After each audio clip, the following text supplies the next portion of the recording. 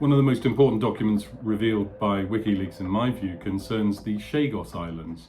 These are the islands in the Indian Ocean from where nearly 2,000 people were forcibly displaced in the 1960s and 1970s to make way for a US military base on the largest of those islands, Diego Garcia, where the US still has a major military base, thanks to Britain removing the Chagosian people. The Wikileaks cable that I'm referring to is a diplomatic US cable from May 2009, which includes a conversation between a US official and a British Foreign Office official, where the British Foreign Office official says that they've come up with a great plan to prevent the Chagosians from being able to return to their islands, and that is to designate a marine protected area around the Chagos Islands.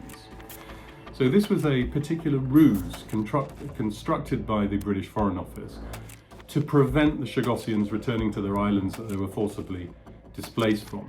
And I think that this cable is important. I mean, it demonstrates three things to me. The first thing is how British and US planners often resort to quite elaborate devices, ruses, to get away with the policies that they want to get away with, which probably shows that their propaganda often doesn't always work. They have to resort to these exotic techniques to try and convince people that what they're doing is somehow okay.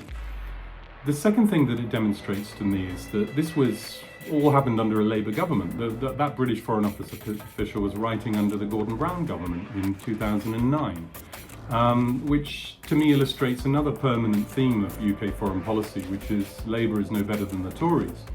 In fact, it was, of course, the Wilson government in the 1960s that first connived with the US to negotiate with them the removal of the Chagosian people from the islands. That was a Labour government that kicked off that process, and it was continued by the Tory government. The Tory government in the 1970s were the ones that finally removed the people in the early 70s, but it was a Labour government that kicked off the process. And the third thing I think this cable demonstrates is that the US and the UK really do think they can rule the world by force, that what they say goes, and that people really don't matter.